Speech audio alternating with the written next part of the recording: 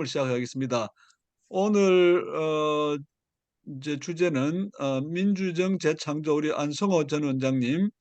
안성호 원장님은 대전대학에 오래 계시다가 그 지난 몇 년 동안에 한국행정연구원장으로 이제 일하셨고 지금은 자연이 돼 있는데 어, 이번에 이 발제문을 보고 보니까 1번 직책이 대전대학교 행정학과 석좌교수이게 됐습니다. 제가 퇴임하고 나서 지금 그 타이틀이 하나 오면 좋겠다 생각하는 게 석좌교수인데 저는 아직까지 이 근처도 못 갔는데요. 우리 지금 안 원장님 석좌교수 되신 거 축하드리고 또 이분은 퇴임하고도 이 우리 안 원장님한테는 뭐 퇴임이라는 게 없는 것 같아요. 끊임없이 공부하고 있고 늘 이제 중요한 주제에 대해서 고민하고 또 천착하고 그렇게 하십니다. 정말 아주 좋은 학자의 어떤 길을 지금 가고 계신다 생각하고요. 오늘 발표 시간은 대략 한 30분 정도 그렇게 생각하고 있습니다. 나중에 좀 부족한 부분은 뒤에 이제 그 질의응답 토론할 때 그때 보완해 주시면 좋겠고요. 두 분의 토론자를 모셨는데 두 분 다 정말 아주 대단한 분 같습니다. 유창호 작가님 지금 계시죠? 예, 있습니다. 예, 예, 환영하고요. 저는 그 진보 세대가 지배한다라는 책을 옛날에 읽은 적이 있는데, 아, 보니까 그분, 그러셨어요? 예. 그 책의 저자이시고요. 최근에는 정치 내전이라는 책을 또 출판하셨네요. 작년 12월에 출판했으니까 아마 지금 현재 이제 총선이 진행되고, 우리나라는 뭐 거의 선거나 이제 여야 관계가 늘 이게 준내전 비슷한 상태로 진행이 되는데 적시적절한 그런 그 책이 아닌가 생각합니다. 어, 유창호 그 작가라는 이름으로 이렇게 검색을 하면 이분의 이제 그 충남부에 태어나서부터 쭉 지금까지 어떤 일을 했는가가 나오는데 어, 한편으로 보면 아주 화려한 이 경력을 가지고 계시고 또 정치에 대한 이제 정치학 철학과를 나오셔가지고 정치에 이렇게 집중해서 많은 경험을 하셨네요. 국회 보좌관으로도 일하고 여러 상임위에서도 이제 일하고 그다음에 이제 최근에 와서는 문재인 대통령 후보 연설팀장을 하셨습니다. 우리 잘 몰랐는데 오늘 이거 저 알았고요. 또 이낙연 총리실 소통 메시지 비서관 주로 이제 언어를 가지고 이렇게 하는 일을 많이 하시는 것 같습니다. 이해찬 민주당 대표 부비서실장까지 했습니다. 대개 이런 경력 가진 분들은 출마해서 당선돼야 되는데 어떻게 출마 이번에 하십니까? 이제 이번에 뭐 예비후보로 등록을 했습니다. 예, 예, 등록했습니까? 예, 예, 예. 그러면 이제 우리가 예상한 경로를 가고 있습니다. 그럼 반드시 당선 되시기 바랍니다. 그 외에 뭐 다른 여러 가지 또 이제 경력도 있는데 혹시 나중에 본인이 토론하실 때 필요한 게 있으면 더 좀 보완해 주시기 바랍니다. 토론을 한 10분, 15분 정도 시간을 드릴까 합니다. 두 번째 토론자는 윤왕희 박사이십니다. 아까 제가 잠깐 말씀드렸죠. 이걸 발음을 빨리 하면 윤황하고 굉장히 비슷합니다. 보니까 같은 파평윤 씨의 또 34대 손이라 그러니까 특별히 두 분은 좀 앞으로 가까이 지내시기 바랍니다. 서울대 정치학과에서 정치학 박사학위를 하시고 지금은 서울대 한국정치연구소 선임연구원으로 재직하고 계시고 윤보선 민주주의연구원 연구위원, 한국정당학회 기획이사, 한국지방의회학회 연구위원. 이분은 주로 우리 유창호 작가님은 이 정치의 최전선에서 활동을 주로 하시는 분이고 윤항희 박사님은 주로 이제 연구 중심으로 그러나 정치 현실에 늘 가까이 이렇게 정치를 보면서 연구하시는 분 같습니다. 오늘 그 세 분 발표 토론 감사드리고 또 내일 모레가 또 이 저 설명들인데 여러 많은 분이 참여해서 오늘 포럼에 참여해 주신 데 대해서 감사드립니다. 그러면 안성호 원장님의 발표를 듣도록 하겠습니다. 예, 반갑습니다. 이렇게 반가운 분들을 뵙게 돼서 정말 반갑고요. 감사드립니다. 그리고 특별히 또 오늘 쟁쟁한 토론자들을 제가 만났습니다.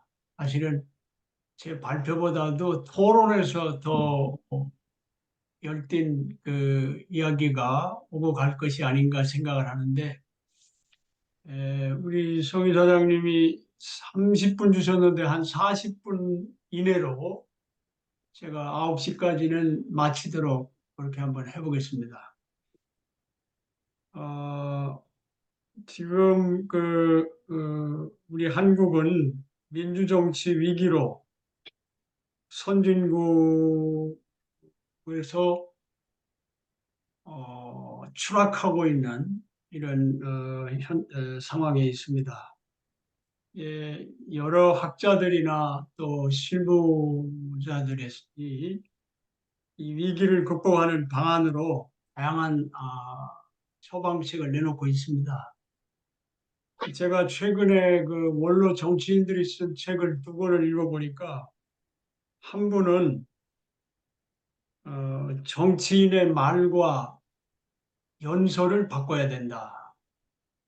그리고 인문학적 상상력을 발휘하는 이런 변화가 있어야 된다. 이것이 문제의 해결책이다. 이런 그 메시지를 전달하고 있고요. 또 한 분은 정치적 능력을 길러야 된다. 정치적 능력이라고 하는 것은 생각과 이해관계가 다른 사람들과 함께 살 수 있는 능력을 기르는 것인데 우리 한국 정치가 이 점에 있어서 대단히 부족하다. 이걸 길러야 된다. 정치인도 일반 시민도 정치적 능력을 길러야 된다. 그리고 오늘 그 우리 유창호 평론가님이 쓴 책도 제가 한번 읽어봤는데 잘 쓰셨어요. 굉장히 그 실무에 밝으시면서 잘 쓰셨는데 제가 한마디로 요약하라면 이렇게 요약하고 싶습니다. 투철한 현실주의의 기초에서 정당 개혁을 해야 오늘의 난국이 해결된다. 저는 그렇게 그렇게 읽어봤어요. 그리고 오늘 그 윤왕희 박사님이 토론문 준 걸 보니까 공천 절차 개혁이 대단히 중요하다. 이제 이런 얘기를 하시고 계시고 또 외국의 학자들을 보면은 이 민주정치를 떠받치는 관용과 절제의 규범을 다시 살려야 된다. 이게 현재 글로벌 민주적 위기를 극복하는 길이다. 이런 주장도 있습니다. 또 어떤 사람들은 이 디지털 AI 기술에 따른 허위 과장 정보의 규제 또 확신 편향 이런 것들을 극복하기 위한 개혁이 필요하고 특히 부족주의 정체성 정치를 극복해야 된다. 그러기 위해서 뭐 이러저러한 개혁이 필요하다. 이런 얘기를 하고 있습니다. 또 포퓰리즘, 팬덤 정치 극복 방안들이 제시되고 있고 또 정당들에서는 대폭적인 정치인 물갈이가 필요하다. 뭐 이런 관점에서 지금 공천 절차에 돌입해 있고요. 또 일반 시민들 중에 많은 사람들이 대통령 탄핵을 거론하는 이런 상황에 있습니다. 근데 저는 오늘날 우리 한국이 직면하고 있는 민주정치의 위기를 극복하기 위해서는 무엇보다도 근본적으로 이 빈약한 민주정을 극복하고 민주정의 품질을 높이는 헌정 혁신이 필요하다. 그 논거와 방향과 추진 방법에 대해서 제가 말씀을 드리는데 어, 이미 여러분들한테 발표 내용이 주어져 있기 때문에 그냥 간단하게 시간 제약으로 인해서 제가 하고 싶은 말씀을 좀 드리도록 하겠습니다. 2023년도에 부이댐 연구소의 보고서를 보면 지금 세계 인구의 72%가 전제정에 거주하고 있고 나머지가 이제 선거민주정, 자유민주정에 거주하고 있다. 이렇게 얘기를 하고 있습니다. 그리고 2022년도에 글로벌 민주정 수준은 한 30여 년 후퇴한 그런 상황을 보이고 있다. 그 민주주의의 모범 국가라고 우리가 항상 이 벤치마킹하고 선망하던 미국조차 이런 심각한 문제에 봉착하고 있습니다. 여기 그 그림을 보시면은 1900년도 이후에 민주화, 전제화 국가 수를 보는 겁니다. 아까 제가 브리뎀 연구소의 통계는 인구수를 본 거고 그 인구가 큰 나라들이 전제 국가들이 많기 때문에 이제 좀 차이가 납니다. 그러나 어쨌든 국가 수의 변동을 보면은 여기 노란 실선으로 되어 있는 거는 민주화를 말하는 겁니다. 여기 1910년대 말에 올라가서 내려왔죠. 이게 1차 세계대전 이후에 이제 제1차 민주적 물결이 일었다고 볼 수 있습니다. 그러다가 2차 세계대전이 끝나고 나서 다시 여기 노란 실선으로 이렇게 이 민주화 물결이 있었고요. 그 다음에 베를린 장벽이 붕괴되고 나서 다시 제3차 민주화 물결이 일었는데 2000년대 초반 그러니까 이 2008년도에 세계 금융 위기 여간에서 내리막길로 치달아 가지고 굉장히 지금은 오히려 그 밑에 있는 게 이제 전제정의 물결입니다. 이제 전제정의 물결의 특징을 보면 민주화 물결이 있은 다음에 상당 기간에 어느 정도 시간이 지나면서 반동 현상으로 이 전제화 현상이 나타납니다. 2차에서 여기 전제화가 1960년대 말 중반 이후에 또 나타나고요. 그 다음에 지금 전제화 현상이 제3차 전제화 물결이 일어나고 있다. 그 다음에 지금 맨 마지막에 있는 점선, 파란 점선은 민주국가이면서 전제적인 요소들이 나타나고 있는, 다시 말하면 민주주의의 태행이 두드러지게 나타나는 국가들의 수를 말하는데 특별히 이 1910년도 이후에 두드러지게 나타나고 있는 것을 우리가 알 수가 있습니다.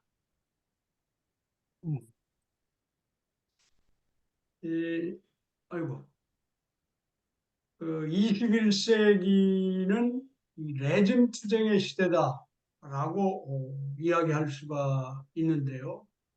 특히 러시아 전제정이 붕괴하면서 민주화의 물결이 일어났습니다만 소련이 붕괴하면서 러시아가 다시 전제화하면서 전제화의 제3물결에 그 강한 힘을 보태고 있다.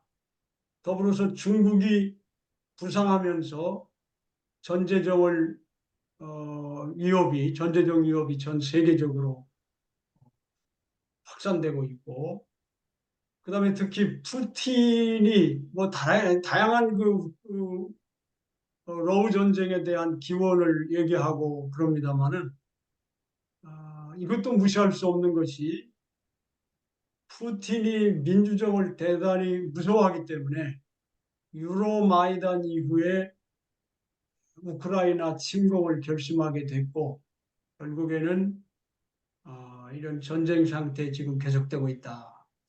그래서 이제 최근에 민주정을 얘기하는 사람들 중에는 이 글로벌 전제정 주식회사라고 하는 이런 개념을 가지고 특히 이 글로벌 전제정 주식회사의 대주주가 이 러시아와 중국이다. 이런 얘기를 하고 있습니다. 특히 동아시아의 레짐 투쟁이 가열되고 있고 우리 대한 한반도는 위태로운 평화의 시대에 지금 우리가 살고 있다. 우리 한국의 민주정이 무너지고 있는데 뭐 잘 아시다시피 갈등 수준이 연 OECD 국가 중에서 가장 심각한 나라로 이렇게 조사가 되고 있습니다. 그리고 정치 내용적으로 볼 때에는 우리 사회가 직면하고 있는 심각한 이런 위기적 징조를 보이고 있음에도 불구하고 각종 개혁이 마냥 미뤄지고 있고 동시에 이 대외 정책, 남북 관계 이런 것들이 아주 악화되면서 전쟁의 위기가 우리를 이런 위협하는 상황에 있습니다. 지금 현재 우리 한국 정치의 특징 중에 하나를 저는 칼 슈미트가 말하는 친구와 적 간의 권력 투쟁으로 정치를 규정하는 이런 관점이 지배하고 있는 것이 아니냐. 그래서 거짓말과 배신, 기만과 증오와 테러가 나타나고 있다.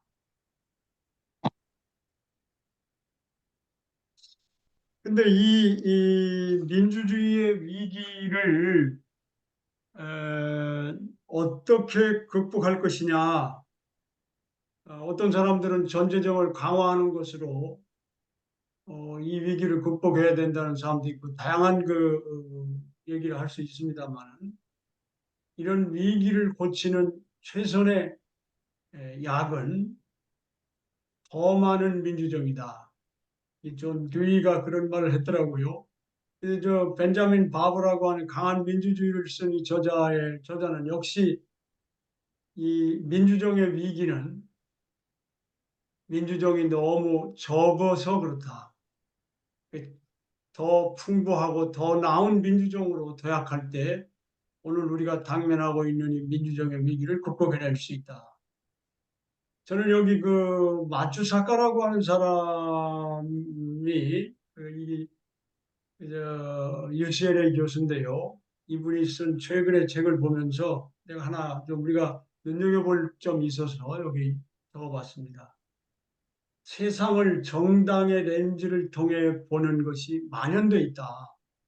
그런데 이런 정당의 렌즈를 통해서 보는 현상은 왜곡될 수가 있다는 겁니다. 이걸 우리가 해법을 찾으려면 정당의 렌즈를 좀 어, 벗어날 필요가 있고 국민에게 더 많은 통제권을 주는 것이 필요하다. 이것이 보수나 진보의 어떤 유불리를 떠나서 이것은 시민들이 원하는 것이고 또 문제 해법이다. 그래서 이분이 쓴 책 중에 보면은 이분이 쓴 책에서 보면은 파퓰리즘 오늘날 전 세계적으로 겪고 있는 파퓰리즘을 극복하기 위해서 직접 민주주의 강화가 필요하다 하는 이런 아주 유명한 책을 쓴 바가 있습니다. 최근에 나온 책입니다.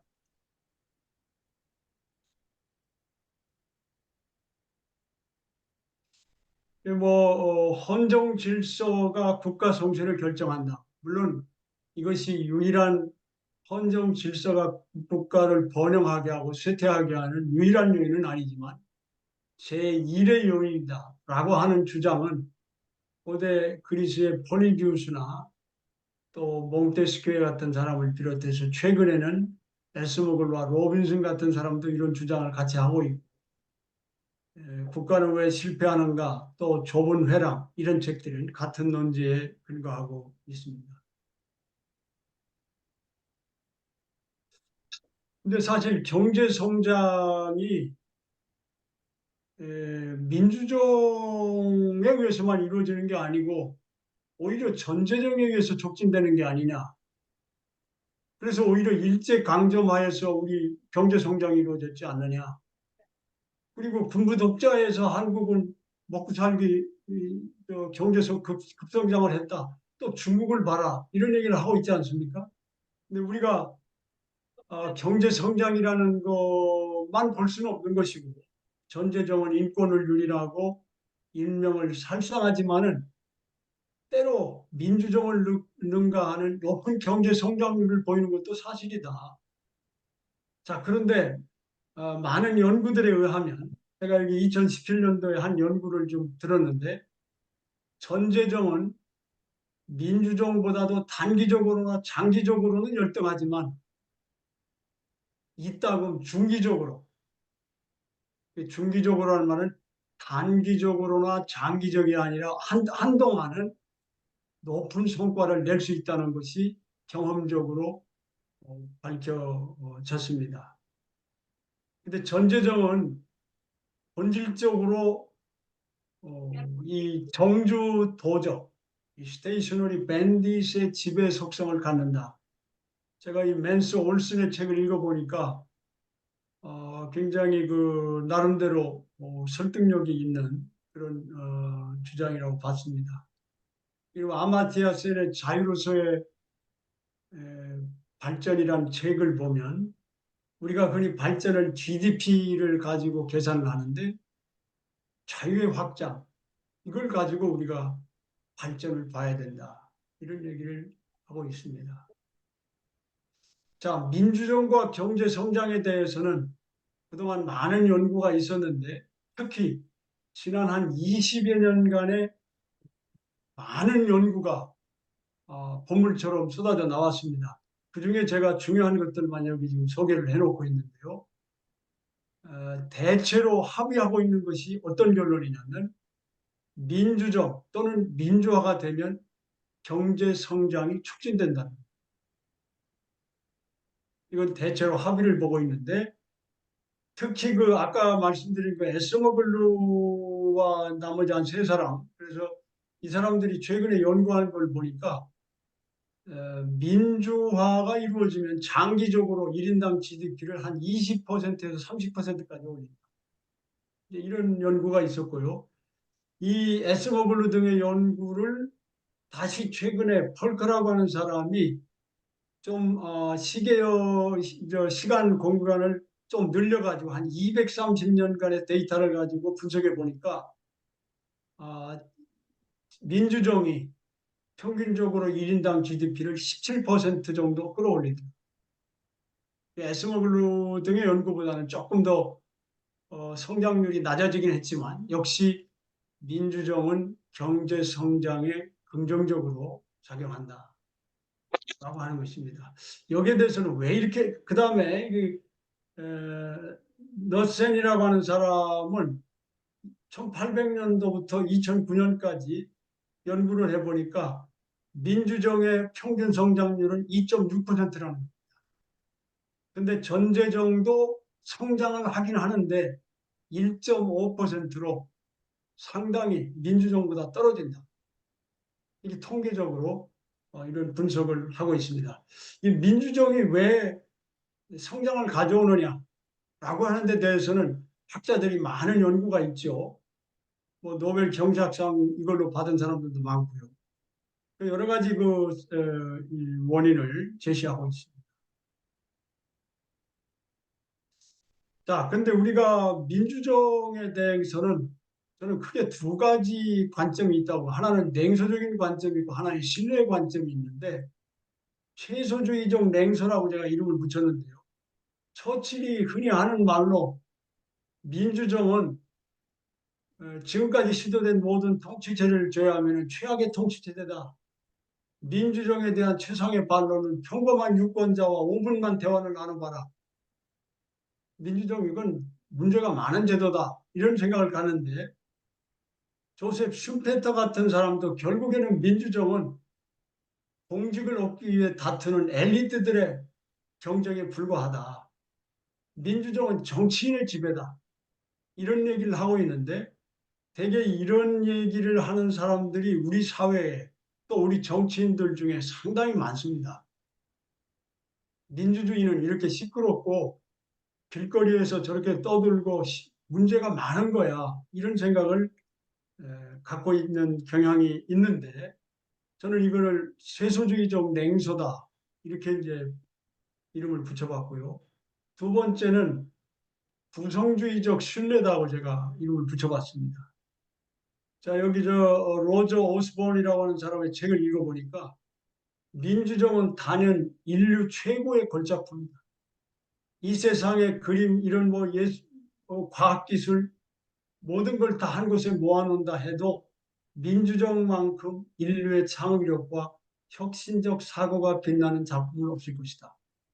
이 원래 로저 오스본은 그리스 민주정을 일생 동안 연구한 학자입니다. 읽어볼 만한 책이고요. 또 폴 우드로프라고 하는 사람도 이런 말을 해요. 민주정은 우리의 능력을 최고로 발휘할 수 있도록 자유를 약속하는 동시에 우리의 가장 나쁜 성향으로부터 우리를 보호한다. 저는 이런 그 관점은 민주주의는 향상될 수 있고 품질을 높일 수 있다. 끊임없이 재창조돼야 된다.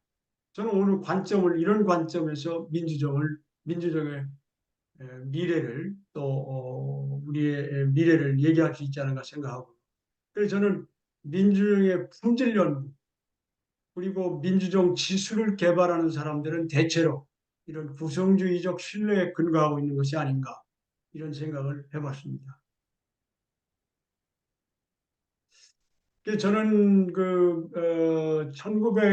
사실은 제가 일생 동안 공부한 게 가만히 보니까 이런 그 경험적 연구들을 주로 연구 논문들을 보면서 공부를 해왔는데 되게 1950년대 이후에 제가 본 민주주의와 관련된 연구들 대부분이 경험적 연구들입니다. 연구 논문들인데 그걸 제가 크게 세 가지로 나눠봤습니다. 하나는 지방 분권 연구, 또 하부이제 연구, 직접 민주주의 연구를 한 70여 년 동안의 연구들을 제가 다 망라해 보지는 못했습니다만 상당한 정도로 제가 봤다고 생각을 하는데 대체로 이 연구들을 경험적으로 보면은 지방 분권과 민주정이 적절히 결합되는 경우에 이런 민주적 효율성을 비롯한 또 지역 갈등도 완화하고 국민 통합을 가져온다. 대체로 이런 그 긍정적인 효과가 나타나는 것으로 경험적인 연구 결과들이 나타나고 있습니다. 더불어서 비례제와 연방제가 적절히 결합될 때 경제성장, 실업과 노사분규 및 재정적자 감소, 정치 안정과 산업평 이런 것들이 향상된다라고 하는 경험적 연구들이 꽤 많습니다. 또 직접민주제 연구는 직접민주제를 통해서 대의민주제 대체하다는 게 아니라 대의민주제가 잘못됐을 때 이걸 고칠 수 있는 직접민주제를 활용하게 되면은 민주적 효율성을 향상시키고 경제성장, 정치안정, 또 세금은 적게 내고 서비스는 좋은 서비스를 받을 수 있고 또 정부 신뢰도 올라간다. 이런 아주 장점들이 있습니다. 요 밑에 거는 제가 생략하겠습니다. 시간 관계상.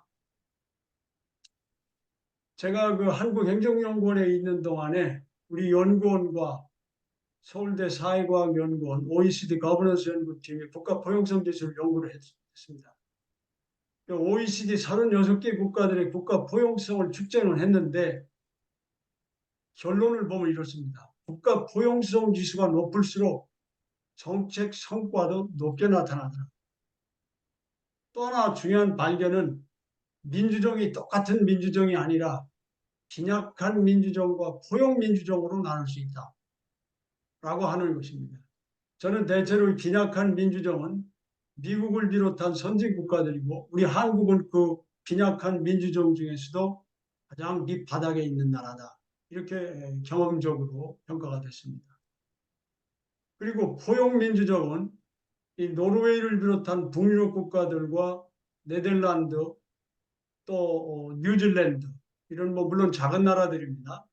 그런데 독일과 같이 8,500만 정도 되는 큰 나라도 포용민주정에 포함시킬 수 있지 않겠는가. 그래서 저는 이렇게 물론 이 포용민주정이 이상적인 우리가 달성해야 될 목표라고 생각하지는 않습니다. 이들도 부족한 점이 있고 개선해야 될 점이 있고 재창조돼야 될 민주정을 갖고 있음에도 불구하고 우리가 중요하게 벤치마킹할 만한 가치가 있다. 이렇게 봤습니다. 저는 포용민주정의 세 차원을 다수와 소수의 권력 공유, 중앙과 지방의 권력 공유, 엘리트 시민의 권력 공유라는 세 차원으로 이렇게 나눠봤습니다. 제가 사실은 이 표를 설명하려면 많은 이야기를 해야 되지만 시간 관계상 저는 이 헌정 질서를 크게 두 가지로 나눌 수 있는데 하나는 제국의 질서, 또 하나는 공화국의 질서다. 제국의 질서는 지배 권력, 공화국의 질서는 공유 권력이라고 한다면 이 양자 사이에 이 컨티누움을 이렇게 선을 그었을 때 이 부의된 연구소의 그 민주적 지수를 가지고 부의된 연구소가 분류했던 것들을 그대로 제가 차용을 했고요. 단 여기 포용민주정은 제가 넣은 겁니다. 여기 자유민주정에 속하는 나라인데 특별히 우리 한국행정연구원에서 연구한 그 포용국가 지수가 높은 나라들, 그런 나라들을 포용민주정이라고 놨다. 이 포용민주정은 아까 말씀드린 세 가지 권력공유 차원에서 대체로 높은 점수를 갖고 있는 나라다. 동시에 여기 포용민주정에 속하는 나라들은 많이 잡아도 세계 인구의 2%밖에 안 됩니다. 좁은 문이다. 그래서 사실은 우리가 통계를 잡아서 컴퓨터에 돌리는 통계 분석을 하면 포용민주정은 잘 안 잡힙니다. 왜냐하면 2%는 통계적으로 그렇게 강력한 영향력을 미칠 수가 없거든요. 그래서 사실은 좁고 험난한 길이다. 그러나 우리 대한민국이 이런 민주정으로 혁신하자. 헌정 혁신은 이쪽으로, 헌정 쇠퇴는 좌측으로 이렇게 가고, 그 다음에 여기 헌정 질서의 기본이라고 제가 여기 써놓은 거는 일라저의 이론을 제가 차용한 건데, 그러니까 헌정 질서는 세 가지 방법으로 만들어요. 하나는 정복을 통해서. 이 정복을 통해서 하면 되게 제국의 질서가 쪽으로 헌정 질서가 잡히게 됩니다. 그 다음에 유기적 진화, 우연에 의해서 그냥 경로 의존성을 따라서 가게 되면은 이것도 역시 센터와 페리퍼리 간의 이 권력의 집중화가 일어나서 제국의 질서에 가까워집니다. 사실 좁은 길, 이 언약을 통한 카브넌트 또는 페두스라고 하는 이 언약을 통한 약속을 통한 이 헌정 질서를 수립할 때만이 공화국의 질서에 근접할 수 있다. 이런 얘기를 말할 수 있다고 봅니다. 자, 여기 공화정, 우리가 흔히 민주공화정을 1948년에 그 이승만 대통령이 만든 걸로 많은 뉴 레프트들이 얘기를 하는데 대단히 잘못된 거다. 민주공화정은 3.1 혁명이 피의 대가를 치르고 얻은 값비싼 그런 그 정치 질서다. 이 3.1 혁명을 일으키는데 결정적으로 기여한 분 한 분을 꼽으라면 도산 선생을 들 수 있다. 제가 이 도산 선생에 대해서는 신용화 교수님이 쓰신 그 도산 평전이라는 게 있습니다. 최근에 쓰신 게 신용화 선생님이 저한테 전화로 그런 말씀을 하시더라고요. 대한민국이 민주정과 민주주의와 이 산업화에 성공해서 선진국이 됐는데 이 공을 사실은 도산 선생에게 크게 빚지고 있다. 이런 얘기를 하시더라고요. 사실은 일생 동안 20살 때부터 일생 동안 민주공화 등을 실천하려고 노력했던 분이고 그것이 상해 임정의 대한민국 임시헌장을 통해서 대한민국은 민주공화제로 만들게 되는데 기여했다. 물론 도산 선생 이외에 많은 애국 열사들이 피해 대가를 치르고 얻은 것이다. 그런 생각을 하게 됩니다.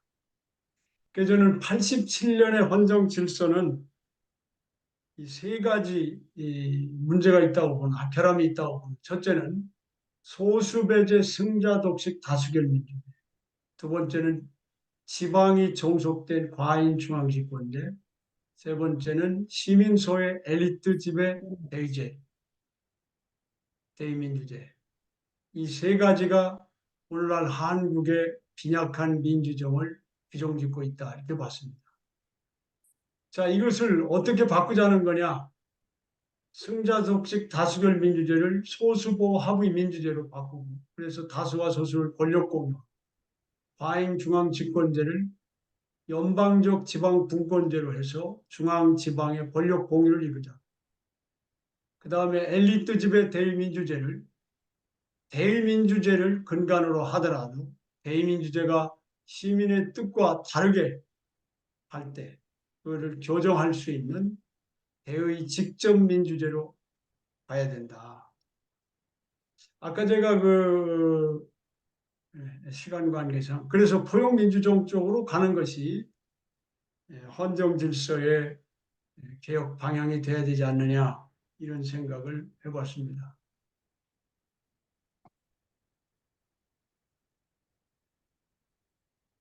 자, 그럼 구체적으로 어떤 헌정 혁신이 과제가 필요한가? 그걸 제가 여기 대통령제 개혁을 먼저 이 소수보 강화 다수도 권력 공유해서 대통령제 개혁이 필요하다. 아마 이거는 뭐 누구도 부정하지 않을 겁니다. 그래서 저는 소폭으로 이렇게 변화를 시도한다면 4년 중임 결선 대통령제가 될 것이고 좀 근본적인 개혁을 한다면은 고기령의 의원 내각제로 가면 좋겠다. 더 나아가서는 스위스의 대연정 동료 대통령제가 있습니다. 이것만 해도 책 한 권씩 다 쓸 수 있는 것들입니다만 어쨌든 이런 생각을 우리가 해볼 수가 있고 국회 개혁에는 하원의 비례대표성을 강화하고 지역 대표형 상원을 만들자. 감사원을 국회에 소속시키고 검찰과 검찰총장 등 중요한 권력기관들이나 이런 데는 직접 선출하고 탄핵을 법률 전문가들한테 헌법재판소에 맡기지 말고 국회에서 결정할 수 있도록 하자. 그 다음에 지역정당을 허용하도록 하자. 그 다음에 연방적 지방 분권을 위해서는 보충성 원칙을 천명해야 된다. 그리고 국가법률과 자치법률을 구분하고 재정 연방주의와 과세자치권을 강화할 필요가 있다.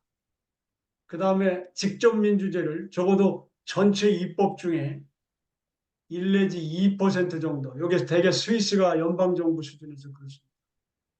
98%는 국회가 합니다.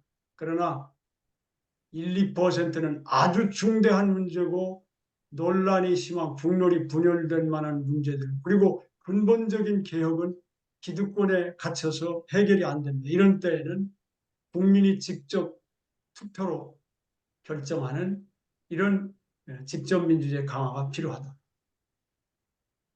자, 이제 이것을 조금 이제 제가 몇 가지 이제 선별적으로 말씀을 드리면은 이승만의 고집으로 도입된 대통령제다. 참고해 보시기를 바랍니다. 대통령제가 파행이고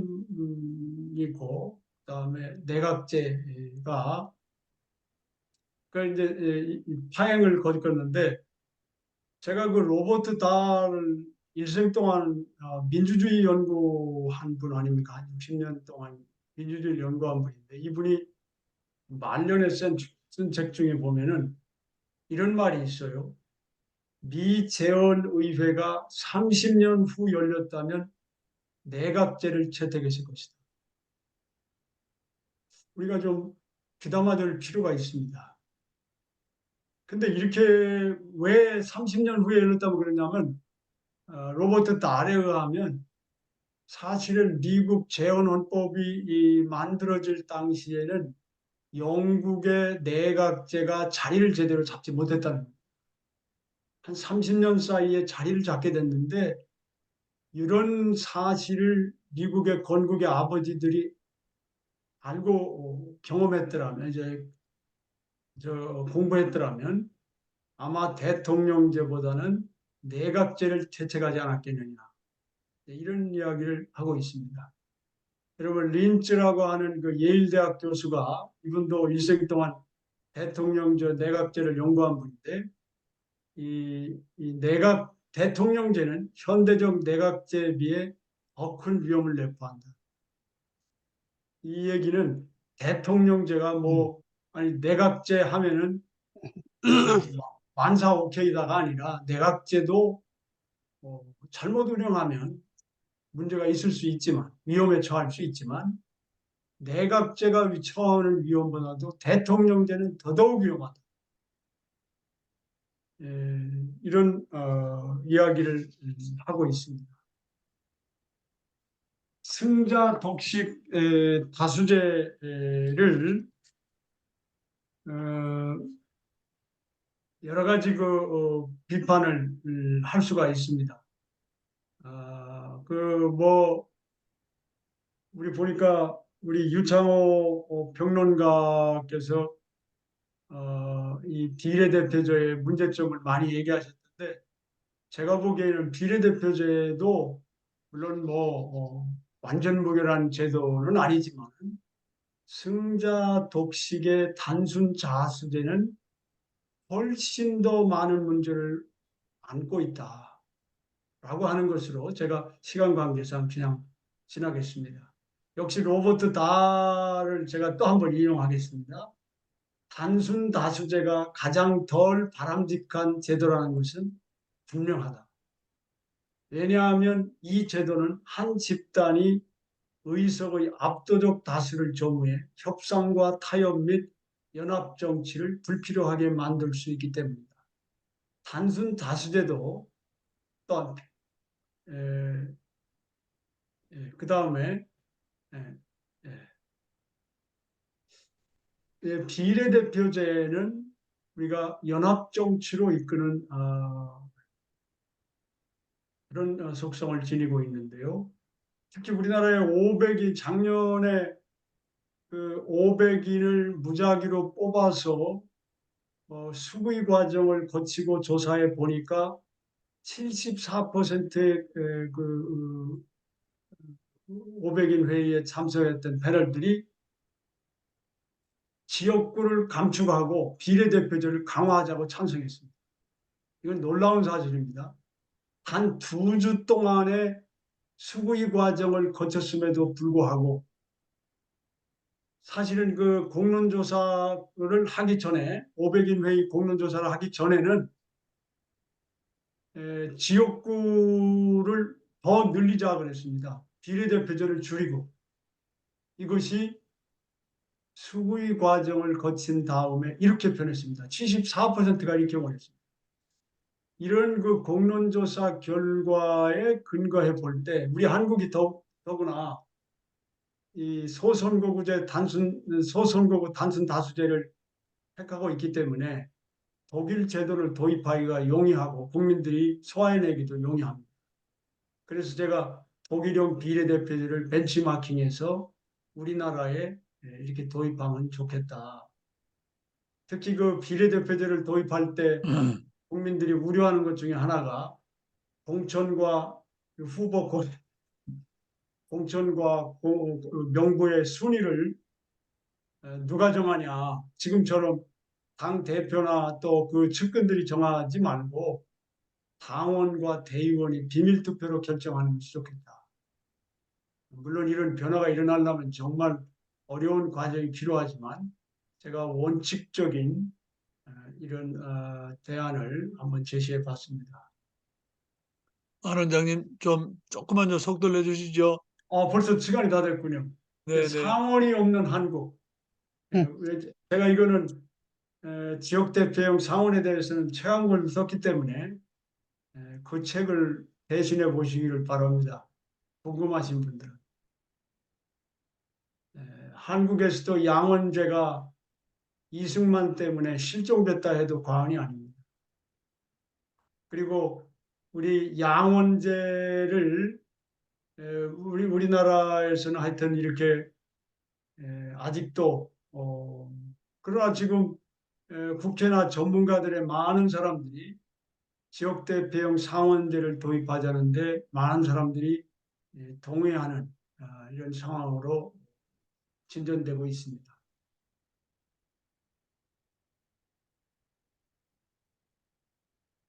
이게 왜 안 되죠? 어, 그래서 북쪽의 동반자로 만들자 하는 말씀이고요. 연방제가 굳이 우리나라에 연방제가 필요하냐 하는 이런 생각을 갖는 분들이 적지 않은데 이 연방제는 사실 이해창 후보, 노무현 후보, 문재인 후보 공약이었을 뿐만 아니라 이 연방제가 갖는 장점이 많습니다. 이 사실은 권력공유라는 측면에서는 결정적으로 이 연방제가 단방제보다도 우월한 측면이 있다. 특히 보완성의 원칙 또는 보충성의 원칙이라고 하는데 우리나라에서 지금 한 근 20여 년 동안 지방 분권을 위해서 대통령위원회가 존재했지만 거의 진전이 없다 해도 과언이 아닙니다. 왜 우리나라는 여전히 중앙 집권적이냐? 이런 헌법 질서가 없기 때문에 그렇습니다. 헌법 규정이 없기 때문에. 스위스 연방헌법이나 독일의 기본법이 담고 있는 이런 제도를 우리도 도입할 때에 지방 분권이 가능해지고 그런 상황에서 직접민주제도 제 기능을 발휘할 수 있다. 특히 그 분권과 관련해서는 과세권이 없으면 안 된다. 과세권을 강화해야 된다. 사실은 스위스를 보면 기업이 전국에 퍼져 있는 기업 강국이 된 비결이 뭐냐? 그것은 캔톤과 꼬민의 막강한 과세권입니다. 사실은 전체 과세권 중에 70% 정도가 캔톤과 꼬민, 우리로 말하면 지방이 갖고 있습니다. 우리나라는 한 23%가 지방세죠. 동시에 재정 주민 투표제도, 주민들이 직접 세금과 세목을 결정합니다. 그리고 세출도 중요한 경우에는 주민들이 직접 결정합니다. 이것이 기업 강국의 비결이다. 스위스 기업 강국의 비결이다. 이 주크 캔톤은 스위스 중간에 있는 14만 밖에 안 되는 캔톤인데 가장 못 살던 곳이 지금은 스위스에서 다른 지역보다 월등하게 잘 사는 지역이 됐습니다. 그 비결이 어디 있느냐? 과세권에 있다. 자, 그 다음에 이제 직접민주제와 관련해서는 직접민주주의를 할 때 행복도가 올라간다라고 하는 경험적 연구들이 여러 있습니다. 이론적으로는 한나 아렌트는 그 직접 참여할 때 대표들이 참여하는 게 아니고 직접 참여할 때 행복을 느낀다. 그것을 공적 행복이라고 표현하고 있습니다. 사실은 오늘날의 미국이 민주주의가 퇴행하고 트럼프 같은 이상한 사람이 선거당이 대통령이 되는 이런 시스템은 이런 직접 참여의 자유의 공간이 없기 때문에 그렇다라고 한나 아렌트가 말한다고 저는 해석했습니다. 시민 권력이 헌정 질서를 바꾼다. 제가 여기 네팔을 든 이유는 10년간 내란을 겪었고 민중 병기도 겪은 나라인데도 우리가 보면 정말 이런 나라에서 어떻게 시민이 참여해서 연방제 국가를 만드느냐 이렇게 생각할 수 있지만 이 브린이라고 하는 학자가 연구해 보니까 양극화된 사회일지라도 그리고 극심한 정당 갈등이 만연된 네팔이지만 풀뿌리 주민의 개헌 정치 토크가 여기 보세요. 주민 모임 2,000회 또 민주적 대화 워크숍 이런 것들을 아주 수없이 많이 진행하면서 시민들이 의견을 수렴하게 되고 이것이 정치인들이 극단적으로 그 대결하던 양극화된 이런 현상을 해결하는데 풀뿌리 주민의 개헌 정치 토크가 기여했다. 이런 연구가 있습니다.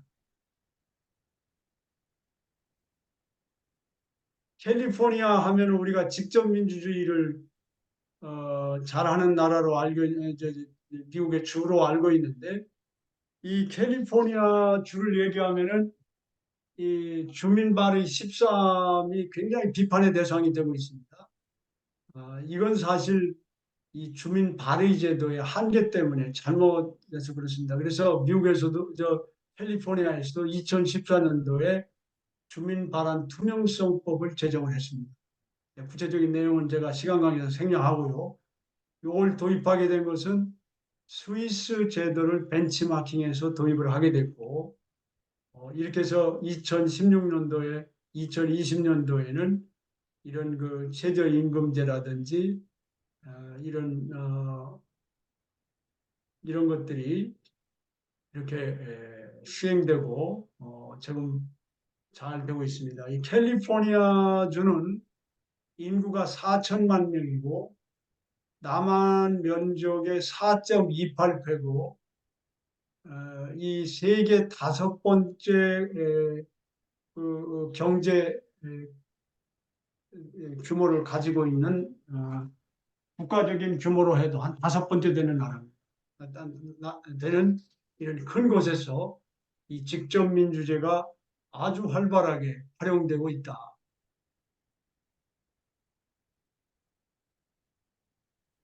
그래서 저는 제가 이 헌정 질서를 포용 민주정으로 바꾸자. 근데 그걸 어떻게 다 바꾸냐? 그렇죠. 그렇게 할 수가 없습니다. 점진적으로 할 수밖에 없습니다. 혁명적인 그런데 스위스도 그렇고 다른 나라들 이렇게 좀 한 걸 보면은 이 헌정 혁신은 정당들이 못합니다. 왜냐하면 자기의 기득권이나 이런 것들을 손을 봐야 되기 때문에 이걸 못합니다. 그럼 누가 해야 되느냐? 시민들이 나서야 됩니다. 그래서 결국에는 직접민주제가 헌법 질서에 만들어질 때 이런 광폭의 포용 민주정으로 가는 헌정 혁신이 가능해진다라고 하는 것입니다. 사실은 직접 민주제를 얘기하면은 이 결정하는 것만 생각하는데 결정하는 것은 일부에 불과하고 공적 토론은 직접 민주제의 영혼이다. 이게 안드레아스 그로스라고 하는 스위스의 유명한 이 직접 민주주의 연구자입니다. 우리나라에 특별히 제가 이 직접 민주제를 제대로 도입하려면 뭘 도입해야 되느냐면은 이 주민 발안 투표제 이것을 헌법 국민 발안제를 도입해야 된다. 이런 말씀을 드립니다.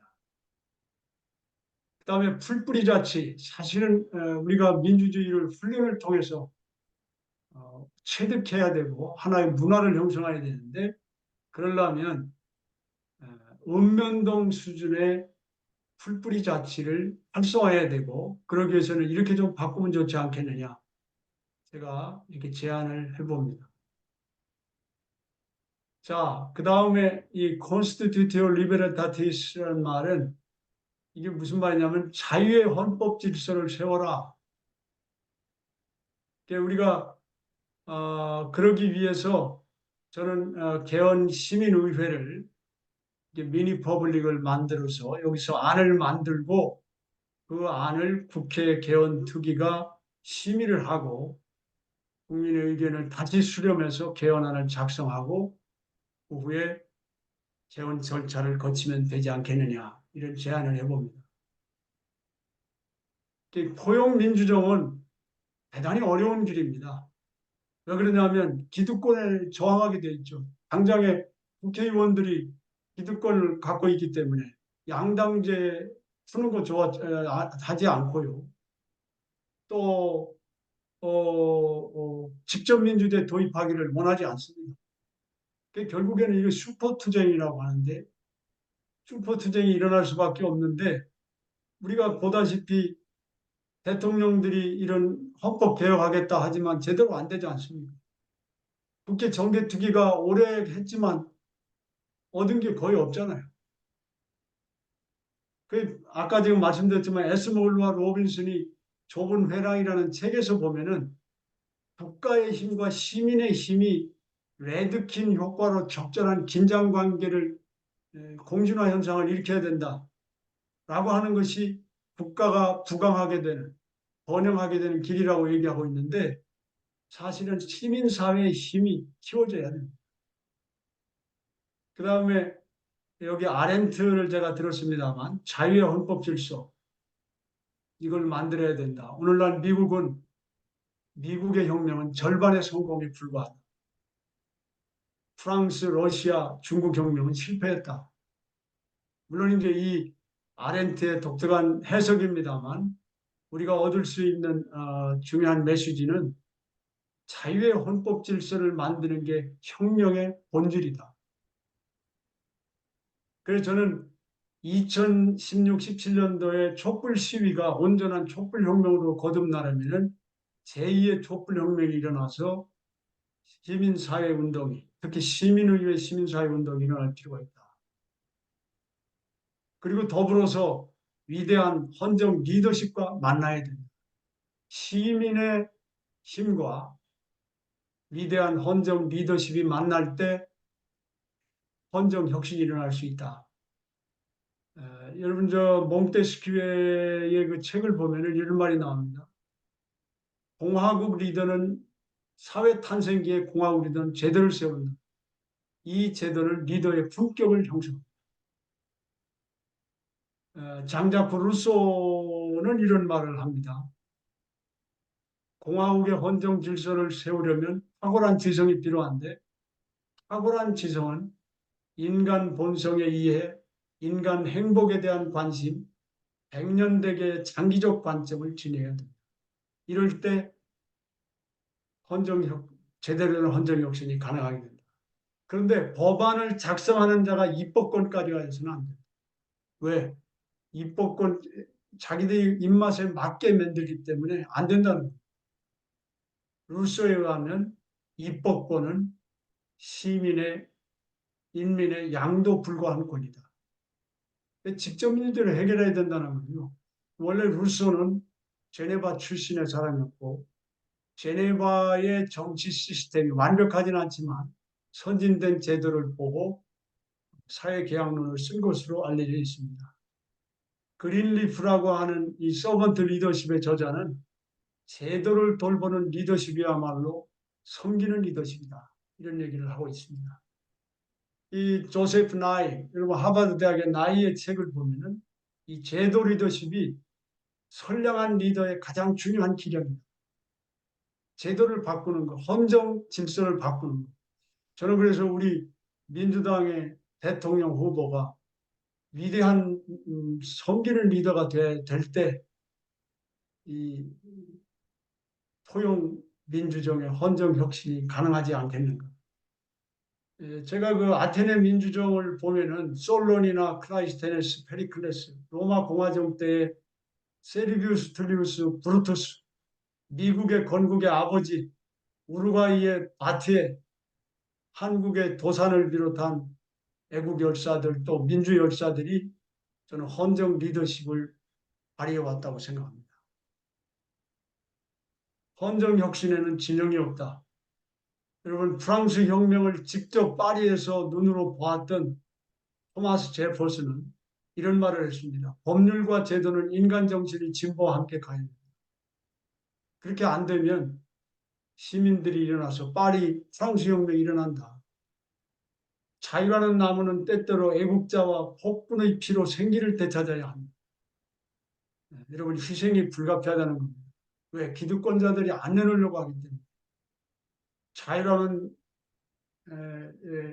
나무에 이런 애국자와 폭군의 피는 자유라는 나무의 천연 거루입니다. 이런 진보주의자의 견해 우리가 이해가 되는데 우리가 그 보수주의자의 원조라고 하는 에드문드 버크가 프랑스 혁명을 반성하면서 이런 말을 했습니다. 변화를 위한 수단을 갖지 않는 국가는 보존의 수단도 없는 것. 사실은 보수주의자를 수구가 돼서는 안 돼요. 여러분 에드문드 버크는 수구주의자가 아니라 미국의 혁명을 지원했던 사람입니다. 그리고 영국의 명예혁명을 찬양했던 사람이죠. 이런 의미에서 저는 우리가 진영을 가리지 말고 헌정혁신에 나서자 이런 말씀드립니다. 좀 길어져서 죄송합니다. 예, 수고 많았습니다. 아주 뭐 방대한 양이고 또 하나하나 그 주제들이 중요하다고 생각이 됩니다. 제가 그 발표를 들으면서 우리가 그 지난 대선 시기부터 이제 지금까지 주로 이게 대전환이라는 얘기를 많이 하는데요. 기술과 산업의 대전환, 또 기후변화에 대응하는 대전환, 또 불평등을 어떻게 이제 해소할 것인가에 대한 이 대전환, 어떤 정책의 대전환이 되겠죠. 이제 그런 대전환을 이야기를 많이 했는데 오늘 우리 안성호 원장님의 발표를 들어보면 이 제도 혁신의 대전환이 같이 병행돼야 되는 게 아닌가 하는 그런 생각을 가지게 되는데요.